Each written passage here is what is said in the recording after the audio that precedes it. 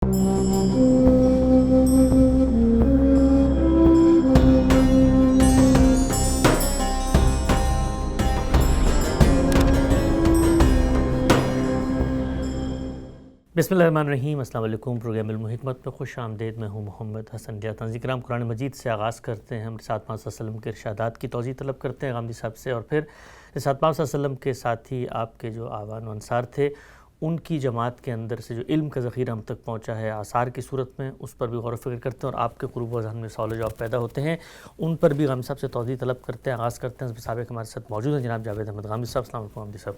वालेकुम अस्सलाम। आपसे बहुत शुक्रिया आपके वक्त का। आज जिस आयत का कुरान मजीद से मैंने इंतखाब किया है वो सूरह लुक़मान की आयत 17 है। इरशाद फरमाया, बेटे नमाज का एहतमाम रखो, भलाई की तलकीन करो और बुराई से रोको, और इस राह में जो मुसीबतें तुम्हें पहुँचे उस पर सब्र करो, इसलिए कि यही काम हैं जिनकी ताकीद की गई है। तीन बातें यहाँ पर बयान की गई हैं, नमाज का एहतमाम और भलाई की तलकीन करना और फिर सब्र। इस पर गामदी साहब ने अपनी जो तफसीर है बयान उसमें तौज़ीह भी लिखी है। कहा है कि अल्लाह ताला की शुक्रगुजारी का सबसे बड़ा मज़हर नमाज है, चुनांचे आमाल में सबसे पहले इसी की तलकीन की गई है। जब ये कहा कि आप भलाई की तलकीन करें, बुराई से रोकें, इसका क्या मुराद है? लिखा, यानी इंसानी फ़ितरत में जो बातें खैर की हैसियत से पहचानी जाती हैं उनकी तलकीन करो, और जिनको फ़ितरत नापसंद करती है, पूरी इंसानियत बुराई समझती है, उनसे लोगों को मना करते रहो। कुरान के दूसरे मकामात से मालूम होता है कि ये ईमान के बुनियादी तकाज़ों में से है और हर मुसलमान अपने माहौल में इसका मुकल्लफ ठहराया गया। खुदा ने जो हिदायत हमें दी है ये उसकी शुक्रगुजारी का इजहार है। और तीसरी बात जो सब्र के हवाले से लुक़मान ने अपने बेटे को कही, उस पर हम सब ने लिखा है, इसलिए कि यही अज़्म व हिम्मत का सरचश्मा और तमाम सीरत व किरदार का जमाल व कमाल है। इसी से इंसान में ये हौसला पैदा होता है कि ज़िंदगी के नाखुशगवार तजुर्बात पर शिकायत या फ़रियाद करने के बजाय वो उन्हें रज़ामंदी के साथ कबूल करे और खुदा की तरफ से मान कर उनका इस्तक़बाल करे। इसकी जितनी ज़रूरत ख़ुद भलाई के रास्ते पर चलने वाले के लिए है, उससे ज़्यादा दूसरों को भलाई की तलकीन करने और बुराई से रोकने के लिए है। हम सब मैं चाहूँगा, बहुत अहम बातें इस आयत में बयान हुई हैं, एक एक करके तरतीब से हम आगे चलेंगे। सबसे पहले हम बताएं कि ये लुक़मान कौन हैं और इन्होंने बाप की हैसियत से बेटे को ये जो नसीहतें की हैं इसका पस मंज़र क्या है, और जो नसीहतें की गई हैं ये उमूमी नौइयत की कोई नसीहतें हैं जिस तरह कुरान मजीद ने इसको नकल कर दिया है, या इसके पीछे एक पूरा का पूरा कोई फ़लसफ़ा है, कोई बड़ा मैसेज है? अल्लाह ताला की जो हिदायत इंसानों को पहुँचती रही है उसमें एक तो अम्बिया अलैहिमुस्सलाम है। अम्बिया अलैहिमुस्सलाम से मुतल्लिक़ तो हम जानते हैं कि वो अल्लाह का इंतखाब होते हैं।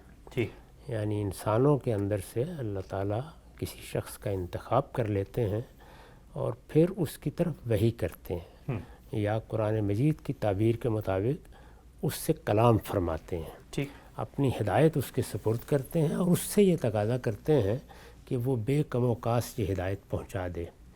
इस हिदायत को लोगों तक पहुंचाना, इसकी शरह वज़ाहत कर देना, इसको लोगों के दिलों में रासिक कर देना, इससे मुतल्लक़ अगर कोई इश्कालात हैं तो उनका जवाब दे देना, अम्बिया अलैहिमुस्सलाम की तारीख़ में हम सब के इल्म में है। लेकिन इसके बाद ज़ाहिर है कि फ़तरत के ज़माने भी आते रहे हैं। यानी ऐसा नहीं है कि पैगंबरों का दौर तसलसल से जारी रहा हो। बनी इसराइल में यकीनन ये तसलसल रहा है, लेकिन बाकी कौमों में तो ऐसा नहीं है। तो वहाँ पर वो लोग पैदा होते रहे हैं जिनके बारे में ये कहा जा सकता है कि वो लिकुल्ल कौमिन हाद का मिस्ताक है। यानी कुछ ऐसे लोग जिन्होंने पैगंबरों की हिदायत को समझा, उस रिवायत के अंदर खड़े हुए, जो कुछ उनको रिवायत से मिला उसको उन्होंने अपने दिलो दिमाग का हिस्सा बनाया और फिर उसके मुताबिक ज़िंदगी बसर की। जिस तरह कि अब भी हम देखते हैं कि रिसालत मआब सल्लल्लाहु अलैहि वसल्लम के बाद हिदायत का ये सिलसिला रुक नहीं गया। यानी आपने कुरान मजीद दे दिया, आपने सुन्नत जारी कर दी, इल्म की भी इब्तिदा कर दी, लेकिन फिर उस इल्म के नतीजे में बहुत से वो लोग पैदा होते रहते हैं जिनको अब हम अपने उलमा से ताबीर करते हैं। बल्कि उनमें ऐसे दर्जे के लोग भी पैदा हो जाते हैं जिनके बारे में हमने इमाम का लफ्ज़ इस्तेमाल किया है। तो ये मालूम होता है कि लुक़मान भी इसी तरह के लोगों में से कोई बड़े हकीम है। उस ज़माने में हकीम का लफ्ज़ इस्तेमाल किया जाता था उन लोगों के लिए जिनके यहाँ से हिकमत सादिर होती थी। यानी उन्होंने दीन को समझा है, जो दीन के अंदर एक दानाई है, दानिशमंदी है, اللہ تعالیٰ نے اس دنیا کے بارے میں جو صحیح تصور اس میں واضح کیا ہے، دین کی جو حقیقت اس سے معلوم ہوتی ہے، وہ اس کو سمجھ کر اس کی بصیرت حاصل کر کے لوگوں تک پہنچاتے تھے. جیسے کہ قرآن مجید کے بارے میں ہم پیچھے بیان کر چکے ہیں کہ اس نے یہ تقاضا کیا کہ رسالت مآب صلی اللہ علیہ وسلم کے بعد اب ایسے لوگ پیدا ہوتے رہنے چاہیے جو دین میں تفقہ اور بصیرت حاصل کریں. تو یہ اسی طرح کی کوئی شخصیت ہے. قرآن مجید میں ذوالقرنین کا مثال کے طور پر ذکر آتا ہے. اس کی تعلیمات سے یا اس کی گفتگوؤں سے بھی یہ معلوم ہوتا ہے کہ وہ ایسی ہی شخصیت رکھتا تھا لیکن اس کے پاس اقتدار بھی تھا. ان کے بارے میں ایسی کوئی بات معلوم نہیں ہوتی. ان کی شخصیت کے بارے میں بہت مستند معلومات ہم کو حاصل نہیں ہیں، لیکن زمانہ قدیم کے بڑے حکماء میں سے اچھا، یعنی جن کا حوالہ دیا جاتا تھا، جن کا نام لوگ لیتے تھے، جن کے امثال بیان کیے جاتے تھے، اور اہل عرب کے ہاں ان کو بڑی خصوصی حیثیت حاصل. اچھا، وہ جانتے تھے. یعنی جس طریقے سے باقی دنیا میں ارسطو افلاطون کو ایک حیثیت حاصل رہی ہے، تو یہ معلوم ہوتا ہے کہ قدیم عرب میں ان کی بالکل یہی حیثیت تھی، اور اس حیثیت سے ان کے اقوال کے حوالے یہ لوگ بھی دیتے تھے اور ان کو ایک بڑی قدر و منزلت کی جگہ پر بھی رکھتے تھے. تو یہ ان کی حیثیت ہے، جس میں ظاہر ہے کہ جس طرح دنیا میں سبھی لوگوں نے یہ روایت قائم کی ہے کہ جب ان کا آخر وقت آتا ہے تو وہ کچھ نہ کچھ اپنی اولاد کو نصیحت کرتے ہیں. سیدنا یعقوب کی نصیحت قرآن میں نقل ہوئی ہے. اسی طرح رسالت مآب صلی اللہ علیہ وسلم نے آخر میں کچھ چیزیں نصائح کے طور پر ارشاد فرمائی ہیں، آخری خطبہ دیا ہے. تو یہ روایت رہی ہے. یعنی وہ لوگ جو ہدایت کے علمبردار بن کر کھڑے ہوئے ہیں، انہوں نے اپنی زندگی بھی اس میں بسر کی ہے، اور جاتے وقت بھی اپنی اولاد کو، اپنے اخلاف کو، وہ لوگ جو ان کے پیچھے ہیں، اس طرح کی کچھ نہ کچھ ہدایت کرتے رہے ہیں. اس طرح کا پس منظر ہے جو ان کا تاریخ سے معلوم ہوتا ہے. بالکل واضح ہوا یہ لقمان کیا شخصیت تھی، ان کا تاریخی پس منظر کیا ہے، اس کے بارے میں غام صاحب سے ہم نے جانا. اچھا غام صاحب، جو ایک اور پہلو جو ابھی اتفاق سے آپ نے بات کی تو ذہن میں آیا کہ اگر مثال کے طور پہ صراحت نہیں ہے کہ یہ نبی تھے، تو ظاہری بات ہے کوئی دین کے بڑے فقیہ عالم مجتہد ہوں گے. تو اللہ تعالیٰ نے اپنی کتاب میں ایک غیر نبی کی گفتگو یا اس کا مکالمہ جو دین سے متعلق ہے اس کو ایک طرح سے شامل کر دیا، اور قیامت تک کے لیے ہم اس کو دہراتے ہیں. اس کی کیا حکمت اور وجہ؟ بڑی غیر معمولی چیز ہے یہ. یہ بھی انسانی نفسیات کا لحاظ کیا ہے. یعنی آپ جس علاقے میں ہوتے ہیں وہاں ظاہر علم کی روایت میں کچھ بڑے نام بھی ہیں، ان کے بارے میں غلط باتیں مشہور ہو جاتی ہیں. اچھا، بعض اس میں بدعتیں بھی داخل ہو جاتی ہیں. ٹھیک. تو اللہ تعالیٰ نے یہ بتایا ہے کہ لقمان نے اپنے آخری وقت میں نصیحت کی ہے، ان کی حکمت کے تم قائل ہو، ان کو ایک بڑا حکیم بھی سمجھتے ہو.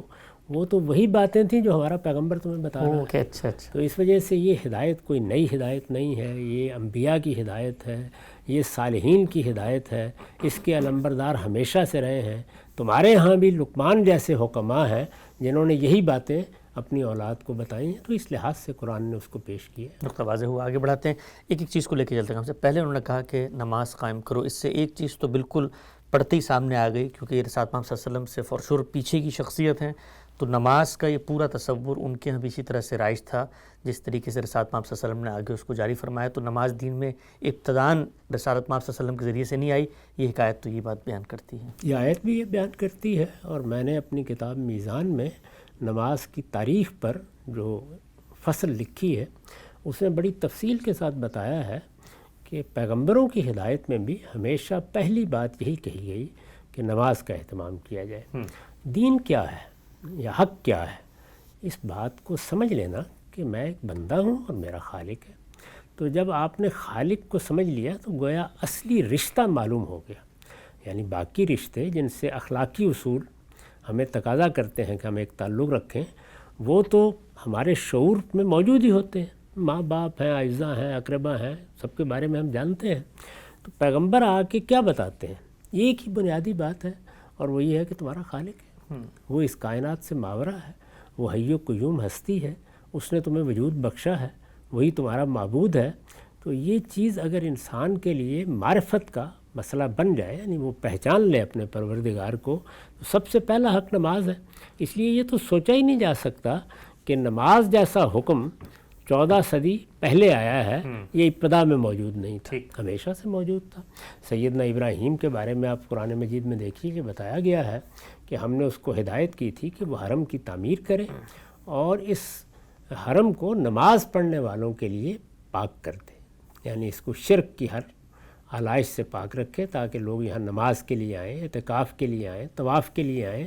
تو نماز تو وہ ہے، یوں سمجھ لیجیے کہ دین کی بنیاد ہے، یعنی اللہ تعالیٰ کو آپ نے مان لیا، بندگی کا اعتراف کر لیا، اس کا سب سے پہلا سب سے بڑا ظہور کیا ہے نماز، یعنی اس بات کا 5 وقت اعتراف کرنا کہ میں بندہ ہوں اور پروردگار دنیا کی زندگی میں میری مصروفیات ہیں، اس کے کچھ تقاضے ہیں، میں ان میں مشغول بھی ہوتا ہوں، لیکن جب آپ کی طرف سے بلایا جاتا ہے اور یہ کہا جاتا ہے کہ حیا علی الصلاۃ تو میں حاضر ہوں۔ تو یہ حاضری کا احساس ہے جو در حقیقت نماز کے ذریعے سے ہمارے وجود کا احاطہ کرتا ہے۔ تو اس لیے یہ تصور تو کیا ہی نہیں جا سکتا۔ سیدنا موسیٰ علیہ السلام کو سب سے پہلے جو بات کہی گئی وہ یہی تھی کہ اقیم الصلاۃ علی ذکری، نماز کا اہتمام رکھو گے میرے بارے میں۔ سورہ یونس میں بیان ہوا ہے کہ انہوں نے اپنی قوم میں بھی سب سے پہلے جا کے جو کام کیا وہ یہ تھا کہ اپنے گھروں کو قبلہ قرار دے کر ان میں نماز کو زندہ کر دیا۔ یہ صاف معلوم ہوتا ہے کہ نماز کے بارے میں گویا اضاعت کی صورت پیدا ہو گئی تھی، ضائع کر بیٹھے تھے بنی اسرائیل، نماز کا وہ اہتمام نہیں رہا تھا۔ جیسے ہم بھی دیکھتے ہیں کہ نماز اگرچہ ہمارے ہاں علم کی سطح پر تو پوری طرح زندہ ہے، مسجدیں قائم ہیں، اس کا اہتمام ہر بستی میں ہوتا ہے، لیکن ایسا نہیں ہے کہ سب کے سب مسلمان 5 وقت کی نماز پڑھنے کے لیے جاتے ہوں اور ان میں سے کسی کے بارے میں یہ تصور کرنا مشکل ہو کہ وہ مسلمان ہوتے ہوئے نماز نہیں پڑھے گا۔ یہ چیز ہمارے ہاں بھی کم ہوئی ہے، ان کے ہاں البتہ یہ معاملہ ذرا زیادہ آگے بڑھ گیا تھا، تو سیدنا موسیٰ نے اس کو زندہ کیا، نماز کے اہتمام کی تلقین کی اور ان کے لیے باقاعدہ قبلہ مقرر کر کے جماعت کا اہتمام بھی کر دیا۔ نقطہ واضح ہو گیا، آگے بڑھاتے ہیں۔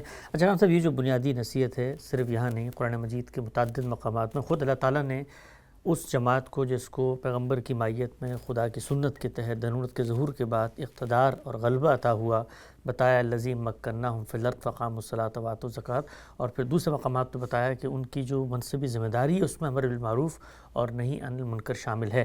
ایک جو سب سے پہلا اصولی سوال ہے وہ یہ کہ ہمارے دین میں اگر آپ ذاتی طور پہ خدا کو مان لیں، ایمانیات، عبادات سب کا اہتمام کریں، یہ کافی نہیں ہے، بلکہ دین کا ہم سے جو مطالبہ ہے وہ اس سے آگے کہے کہ صرف تم نے اپنے آپ تک ایمان کی اس روشنی کو محدود نہیں کرنا بلکہ اس کو آگے بھی پھیلانا، یعنی دین صرف ہمارے حد تک اس چیز کو قبول کرنے پر آمادہ نہیں ہے بلکہ ہماری ایک ذمہ داری عائد کرتا ہے جو اس سے زائد بھی ہے۔ کیا ہم بحیثیت فرد یا بحیثیت انسان تنہا نہیں ہیں، یعنی ہماری جب آنکھ کھلتی ہے تو ہم ایک ماں باپ کی آغوش میں ہوتے ہیں، ان سے ہمارا ایک تعلق پیدا ہوتا ہے، ہمیں اعزاء اقربا سے متعارف کرایا جاتا ہے، ہمارے والدین کے دوست احباب ہیں جن کو ہم اسی عزت اور احترام سے دیکھنا شروع کرتے ہیں، پھر معاشرے سے ہمارا رابطہ پیدا ہوتا ہے، ہم پڑھنے کے لیے جاتے ہیں، ہم کاروبار کرنے کے لیے جاتے ہیں، کوئی ہنر سیکھنے کے لیے جاتے ہیں، تو اس طرح سوسائٹی ہمارے لیے ایک متعارف حقیقت بنتی ہے۔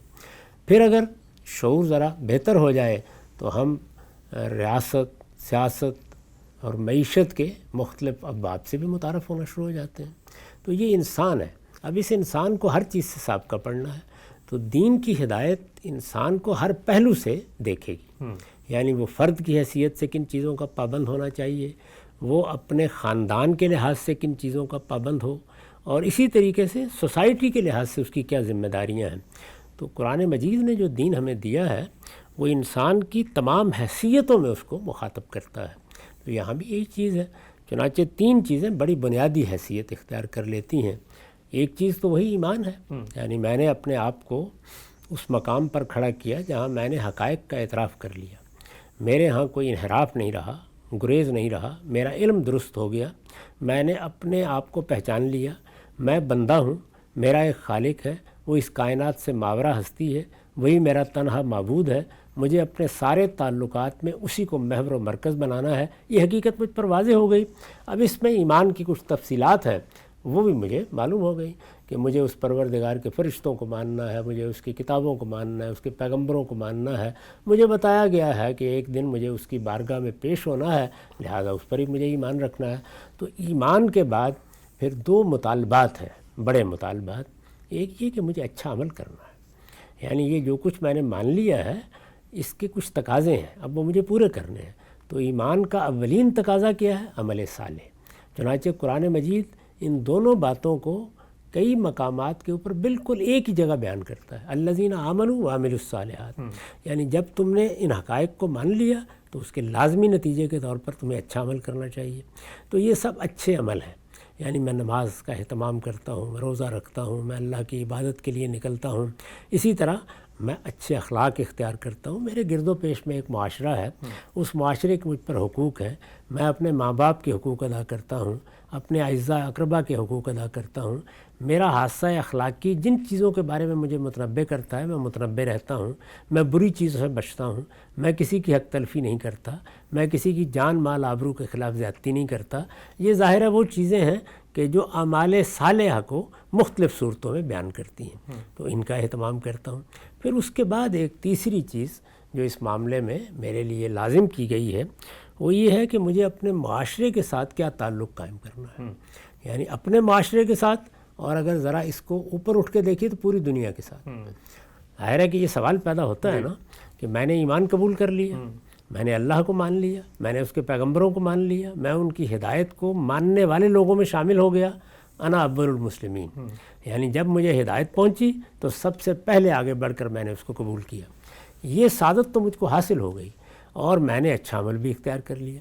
اچھا عمل آپ جنگل میں بھی اختیار کر سکتے ہیں، گھر میں بھی بہت سے اعمال ہیں جو آپ کو اختیار کرنے ہیں، لیکن انسان چونکہ معاشرے سے متعلق ہوتا ہے وہ اس سے غیر متعلق نہیں رہ سکتا۔ ابھی بھی آپ دیکھیے ہمارے ہاں لوگ بہت کامیاب ہوتے ہیں، وہ عالم ہیں، فاضل ہیں، وہ کوئی بڑے ماہر ہیں کسی فن کے، اسی طریقے سے کوئی خاص علم رکھتے ہیں، وہ طبیب ہیں، وہ انجینئر ہیں، مہندس ہے، کوئی بھی ان کی حیثیت ہو، جب مل بیٹھیں گے سیاست زیر بحث آ جائے گی، سماج زیر بحث آ جائے گا۔ تو اس کا مطلب یہ ہے کہ انسان اپنے آپ کو اس سے الگ نہیں کر سکتا۔ جب وہ الگ نہیں کر سکتا تو پھر میرا اس سماج کے ساتھ یا معاشرت کے ساتھ یا جس جگہ میں رہتا ہوں وہاں کے لوگوں کے ساتھ یا اس دنیا کے ساتھ، ظاہر ہے دنیا میں تو پھر مختلف مذاہب کے لوگ ہیں، مختلف نقطہ نظر کے لوگ ہیں، مختلف قومیتوں کے لوگ ہیں، مختلف نسلوں کے لوگ ہیں، رنگوں کے لوگ ہیں، میرا ان سے ریلیشن کیا بنتا ہے؟ تو وہ ریلیشن ہمارے ہاں دو تعبیرات میں بیان کیا گیا ہے قرآن مجید میں۔ ایک یہ کہ وَتَوَاصَوْا بِالْحَقِّ وَتَوَاصَوْا بِالصَّبْرِ، یعنی جب انہوں نے ایمان قبول کر لیا اور انہوں نے نیکی کو اختیار کر لیا، اچھے عمل کے خوگر ہو گئے، اب وہ اعلیٰ اخلاقی کو اپنا نصب العین قرار دے کر زندگی بسر کر رہے ہیں، تو وہ اپنی سوسائٹی سے، اپنے معاشرے سے غیر متعلق نہیں ہو سکتے۔ ان کو چاہیے کہ وہ دوسروں کو بھی جس حق کو انہوں نے پایا اس کی نصیحت کرتے رہیں، اور اس میں جو افعال استعمال ہوئے ہیں وہ اس کا دائرہ بھی متعین کر دیتے ہیں۔ یعنی ایسا نہیں ہے کہ کسی آدمی سے یہ تقاضا کیا گیا ہے کہ وہ ایران توران کا سفر کرے، ساری دنیا تک کوئی پیغام لے کے نکلے، نہیں، اس کا ماحول ہے، عام آدمی کی حیثیت سے اس کے ماحول میں اس کے اعزاء ہیں، اقربا ہیں، بیوی بچے ہیں، اس کے والدین ہیں، اس کے احباب دوست ہیں، جہاں وہ کام کرتا ہے وہاں اس کا ایک حلقہ بن جاتا ہے۔ اسی طریقے سے وہ سفر کرتا ہے، کہیں جاتا ہے تو اس کے دوستوں کا، اس کے احباب کا، اور اسی طرح جس طرح کے قدرت کا نظام ہے اس کے اعزاء اقربا کا ایک حلقہ ہے، اس میں جب وہ بیٹھتا ہے یا ان سے جب وہ معاملہ کرتا ہے تو وہ یہ دیکھتا رہے ایک اچھے انسان کی حیثیت سے کہ یہ لوگ معروف کے معاملے میں، نہیں، بھلائی کی باتیں، معروف کس کو کہتے ہیں؟ بھلائی کی وہ باتیں جو دنیا بھر میں مانی جاتی ہیں۔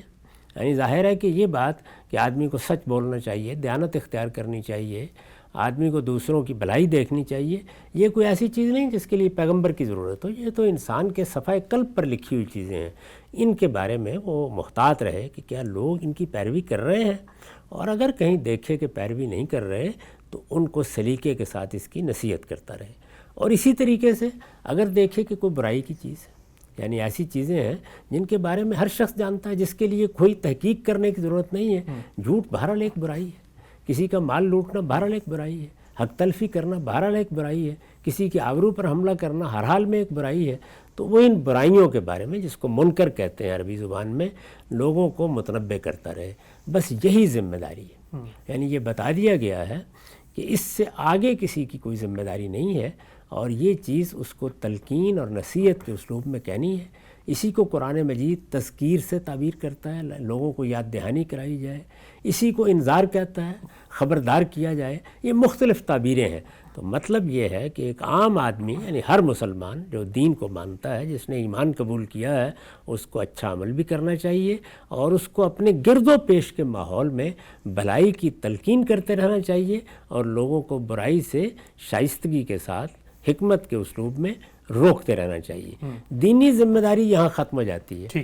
اس کے بعد آپ نے مزید آگے کیا کرنا ہے، اس میں یہ سوال پیدا ہوتا ہے کہ جو آپ کرنا چاہتے ہیں اس میں کوئی چیز اللہ تعالیٰ کے دین کی ہدایت کے خلاف نہیں ہونی چاہیے.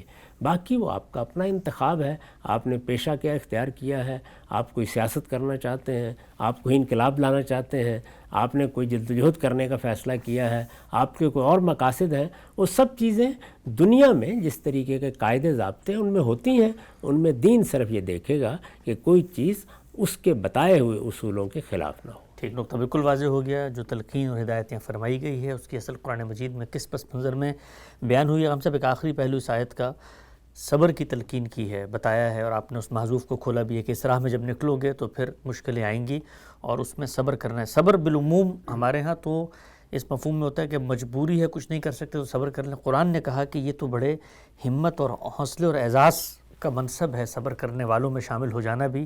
تو یہ کس پہلو سے اعزاز اور حوصلہ بن جاتا ہے؟ جب آپ کسی حق کو اختیار کریں گے تو دنیا بنی اس طریقے سے ہے کہ مزاحمت ہوگی. وہ تو پہلے مرحلے میں شروع ہو جاتی ہے. یعنی پہلے آپ کا اپنا باطن مزاحمت کرتا ہے، اس کے بعد آپ کے اعزاء اقربا، آپ جس روایت میں پیدا ہوتے ہیں ان کو حق بتائیں گے تو کسی نہ کسی جگہ روایت چیلنج ہو جائے گی، اس کی طرف سے مزاحمت پیش آتی ہے. تو اس طرح کی تمام مزاحمتوں میں آپ کو حق پر ثابت قدم رہنا ہے. یعنی جب آپ نے حق کی دعوت قبول کر لی ہے تو پھر اس پر دوسرا تقاضا کیا ہے؟ ثابت قدمی. تو صبر اصل میں جس طرح ہم اردو میں ثابت قدمی کہتے ہیں، جامع ترین تعبیر کی حیثیت سے اسی مفہوم میں استعمال ہوتا ہے. ایک چیز کو ہم نے جان لیا، جب ہم نے جان لیا تو اب ہم اس کو پیش کریں گے، اس پر عمل پیرا ہوں گے، لوگوں کے سامنے اس کو رکھیں گے، اس کے مطابق زندگی بسر کریں گے.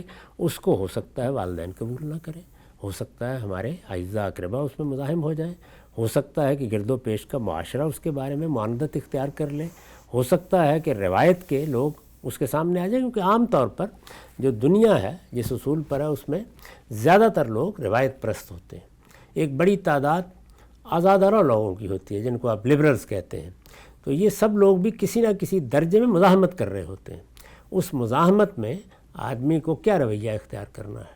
یعنی وہ حق کو چھوڑ دے، وہ حدود سے تجاوز کر کے دوسروں پر پل پڑے، وہ ان کی زندگی ایجیٹ کر دے؟ نہیں، ثابت قدمی کے ساتھ اپنی جگہ پر قائم رہیے. وہاں بھی دیکھیے ایک ہے وَتَوَاصَوْا بِالْحَقِّ وَتَوَاصَوْا بِالصَّبْرِ.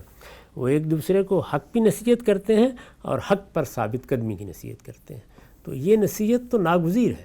یعنی جہاں پہ حق ہوگا وہاں مزاحمت ہوگی، اور جہاں مزاحمت ہوگی وہاں آپ کو کوئی رویہ اختیار کرنا ہے. قرآن کا بتایا ہوا رویہ کیا ہے؟ صبر. یعنی یہ صبر ہے جس کے ساتھ یہ بشارت دی گئی ہے کہ ان اللہ مع الصابرین. تم ثابت قدم رہو گے، اپنی جگہ پر قائم رہو گے، اللہ کے فیصلوں کا انتظار کرو گے، اپنی طرف سے کسی جلد بازی میں نہیں پڑو گے، جو کچھ تم کہہ رہے ہو اس سے پیچھے نہیں ہٹو گے، آگے بڑھ کر حدود سے تجاوز نہیں کرو گے، اس جگہ پر کھڑے ہو کر کام کرو گے جو تمہارے پروردگار نے بتایا ہے. تو اللہ تعالیٰ کی معیت تمہیں حاصل ہوگی، تمہارے پروردگار کا ساتھ تمہیں میسر ہوگا. تو بالکل واضح ہو گیا. آگے بڑھاتے ہیں سلسلہ گفتگو قرآن مجید کی. سورہ لقمان کی اس آیت میں بڑی سراسل گفتگو ہوئی. میرے سامنے روایت ہے. اس روایت میں انس بن مالک رضی اللہ تعالیٰ عنہ روایت کرتے ہیں کہ رسول اللہ صلی اللہ علیہ وسلم نے فرمایا، حیا جس چیز میں بھی ہو اس کو خوبصورت بناتی، اور بے حیائی جس چیز میں بھی ہو اسے عیب لگا دیتی ہے. رسول اللہ نے تلقین کی ہے کہ جو آدمی نرمی سے بات کرتا ہے، خوبی سے بات کرتا ہے، وہ چیزوں کو خوبصورت بنا دیتا ہے، اور جو باقی چیزیں ہیں ان میں تردد پیدا ہوتا ہے. کیا فرماتے ہیں ہم سب اس پہ؟ یہ حیا کا مطلب سمجھنا چاہیے. یعنی انسان کے اندر برائی کے مقابل میں ایک خاص جھجک اللہ تعالیٰ نے رکھی ہے. ہم اگر اپنا جائزہ لیں تو یہ جھجک ہم لے کر آئے ہیں. یعنی جس وقت برائی کا داعیہ پیدا ہوتا ہے تو سب سے پہلے ہمارے باطن سے اس پر تنبیہ ہوتی ہے، اور جب وہ تنبیہ ہوتی ہے تو اس کے ساتھ ہی یہ احساس بھی پیدا ہوتا ہے کہ مجھے یہ کام نہیں کرنا. انسان چونکہ کمزور ہے تو دوسرا احساس بھی پیدا ہو جاتا ہے کہ اگر اس کا کوئی ارتکاب ہو تو بھر دوسروں کے سامنے نہیں ہونا چاہیے. یہ اگر آپ غور کر کے دیکھیں تو انسان کے اندر یہ داعیات خود فاطر فطرت نے رکھ دیے ہیں. یہ جو جھجک ہے اسی کو عربی زبان میں حیا سے تعبیر کیا جاتا ہے. یعنی آپ کسی مجلس میں گئے ہیں تو آپ محسوس کرتے ہیں اچھا یہاں بزرگ ہوں گے تو مجھے ذرا ٹھٹک کر داخل ہونا ہے، مجھے ذرا خیال رکھنا ہے، مجھے ذرا اپنی زبان کو بھی قابو میں رکھنا ہے، مجھے اپنے اطوار کو بھی دیکھنا ہے۔ بارہا دیکھا ہوگا کہ انسان جس وقت کسی مجلس میں بیٹھتا ہے، دوسروں سے بات کرتا ہے، ماں سے بات کر رہے ہیں آپ، بیوی سے بات کر رہے ہیں، اعزا اقربا سے کر رہے ہیں، آپ اپنے دوستوں میں بیٹھے ہوئے ہیں، تو اس میں ظاہر ہے کہ وہاں بڑے ہوں گے، وہاں چھوٹے ہوں گے، وہاں وہ لوگ ہوں گے جن سے آپ بے تکلف ہیں، وہ بھی ہوں گے جن سے آپ کی بے تکلفی نہیں ہے۔ ان سب چیزوں میں آدمی اس کا لحاظ رکھتا ہے کہ مجھے بات کرتے ہوئے یا کوئی کام کرتے ہوئے کن چیزوں کا خیال رکھنا چاہیے۔ یہی در حقیقت وہ داعیہ ہے جو تہذیب پیدا کرتا ہے، جو معاشرت میں حسن پیدا کرتا ہے، جس کے نتیجے میں ہم ایک دوسرے کے لیے بار نہیں بنتے، ایک دوسرے پر گرا نہیں گزرتے، بلکہ ایک خوبصورتی اور حسن سا ہماری مجالس میں آ جاتا ہے، جس کو آپ لفظ ایٹیکیٹ سے تعبیر کرتے ہیں۔ وہ کیا چیز ہوتے ہیں؟ یعنی ہر معاشرت اصل میں کچھ آداب قائم کر دیتی ہے، وہ آداب انسانی تجربے پر مبنی ہوتے ہیں، وہ سوسائٹی کا عرف بن جاتے ہیں۔ ان میں کچھ چیزیں غلط بھی ہوتی ہیں، ان کی بتدریج اصلاح بھی ہوتی رہنی چاہیے، لیکن بحیثیت مجموعی اگر آپ غور کر کے دیکھیں تو یہی در حقیقت وہ جھجک ہے جو آدمی میں خودداری پیدا کرتی ہے، عزت نفس کا احساس پیدا کرتی ہے، دوسروں کے مقابل میں اس کو ایک قاعدے میں رکھتی ہے، دوسروں کے لیے اذیت نہیں بننے دیتی۔ یہ چیز ہے جس کو عربی زبان میں ایک لفظ حیا سے تعبیر کیا جاتا ہے۔ ہمارے ہاں یہ زیادہ تر جنسی معاملات سے متعلق ہو گیا، وہاں بھی بالکل درست ہے، اس لیے کہ ہمارے ہاں ظاہر ہے کہ ہمارے ہاتھ ہیں، پاؤں ہیں، اعضائی ہیں، اسی طرح کے کچھ اعضاء ہیں جن کو ہم شرمگاہیں کہتے ہیں، ان کا افشا یہ فاحشہ ہے۔ یعنی قرآن مجید نے ہمیں یہ بتایا، ہمارے اندر یہ احساس موجود ہے، ان کو دوسروں کے سامنے نمایاں نہیں ہونا چاہیے، ان کا افشا نہیں ہونا چاہیے۔ اب دیکھیے یہ چھوٹی سی بات ہے، اور یہی چیز ہے جو در حقیقت بہت سی برائیوں سے انسان کے بچنے کا باعث بن جاتی ہے۔ تو یہ جو ابتدائی جھجک انسان کے اندر رکھی گئی ہے، یعنی ان اعضاء کو چھپا کے رکھنا ہے، زبان سے فلاں بات نہیں نکالنی ہے۔ اچھا یہ گالی سنی تو ہے، مجھے بھی معلوم ہے کہ یہ ہے، مجھے نہیں دینی ہے۔ بزرگوں کے سامنے بات کرتے وقت ان چیزوں کا خیال رکھنا ہے۔ اچھا میرے کوئی بزرگ آئیں گے تو مجھے ان کے سامنے آتے ہی کھڑے ہو جانا ہے، میں اگر بلند آواز سے بات کر رہا ہوں تو مجھے آواز دھیمی کر لینی ہے۔ سب کیا چیزیں ہیں؟ یہ وہی چیز ہے کہ ہمارے اندر جو ایک جھجک یا حیا کا داعیہ رکھا گیا ہے وہ فوری طور پر آمادہ کرتا ہے، اور جس وقت ہم اس کی آواز پر لبیک کہتے ہیں تو اس سے بعد روایتیں پیدا ہوتی ہیں، ایٹیکیٹس پیدا ہوتے ہیں، آداب پیدا ہوتے ہیں۔ ان کے اندر زندگی بسر کرنا اسی وقت ممکن ہوتا ہے جب وہ بنیادی چیز موجود ہے۔ اور یہ دیکھ لیجئے کہ اگر وہ ختم ہونا شروع ہو جائے، یعنی ایک مرتبہ ہم اس جھجک کو ختم کر دیں تو پھر کیا ہوتا ہے؟ پھر تو انسان حیوان ہے، بے لگام ہو جائے گا، بے مہار، دائیں بائیں منہ مارتا پھرے گا، جس کے سامنے جو بات چاہے کہہ دے گا۔ لیکن وہی ایک چیز ہے کہ جو انسان کو اندر سے متوجہ کرتی ہے۔ تو اللہ تعالیٰ نے یہ انسان کے اندر بڑی قیمتی چیز رکھی ہے، اور یہی قیمتی چیز ہے جس کی اگر حفاظت کی جائے تو پھر انسان ان جگہوں پر بھی بچ جاتا ہے جہاں اس کے پھسلنے کے بہت امکانات ہوتے ہیں۔ صرف جنسی معاملات میں نہیں بلکہ زندگی کے سارے معاملات میں حیا ہی اصل میں ہماری معاشرت کا حسن ہے۔ ٹھیک، نقطہ بالکل واضح ہو گیا۔ آگے بڑھاتے ہیں، ایک اثر میرے سامنے ہے۔ عمر بن سفیان کہتے ہیں کہ جب سیدنا علی کو بصرہ پر فتح حاصل ہوئی تو ایک شخص نے خطبہ دیا۔ سیدنا علی نے کہا کہ یہ بڑا زبان آور خطیب ہے۔ رسول اللہ صلی اللہ علیہ وسلم سب سے پہلے تشریف لے گئے، پھر ان کے بعد ابو بکر، پھر ان کے بعد تیسرے نمبر پر عمر رخصت ہوئے، پھر ان کے بعد ایک آزمائش میں ہمیں روند ڈالا جس کا نتیجہ اللہ نے جو چاہا وہ ظاہر ہو گیا۔ بالکل واضح ہم سب، یعنی سیدنا علی کی جو خلافت ہے اس کے نکات کو ایک آدمی بہت ہی گلوریفائی کر رہا تھا، تو انہوں نے پس منظر واضح کیا کہ ایک تو میری حیثیت وہیں رہنی چاہیے جہاں پر ہے، اور دوسرا یہ کہ یہ تسلسل ہے، اور اس کے بعد ایک آزمائش پیدا ہوئی ہے، اس کو اسی جگہ پر رکھو، اور اس کے بعد جو اللہ کو منظور تھا وہ معاملہ ہو گیا۔ ظاہر ہے یہی ایک انسان کی، بڑے انسان کی خوبی ہوتی ہے کہ وہ اپنے حالات کو بھی جانتا ہے، ماضی کو بھی دیکھتا ہے، کس روایت کا وہ علمبردار ہے اس کو بھی سامنے رکھتا ہے۔ تو انہوں نے اس موقع پر توجہ دلانا پسند کیا، اس لیے کہ جو لوگ آپ کے ساتھ محبت رکھتے ہیں یا جو کسی بڑے رہنما کے ساتھ ایک خاص تعلق استوار کر لیتے ہیں، ان کے ہاں مبالغہ بھی پیدا ہو جاتا ہے۔ اس میں توازن کو قائم رکھا جائے، ماضی کو بھی سامنے رکھا جائے۔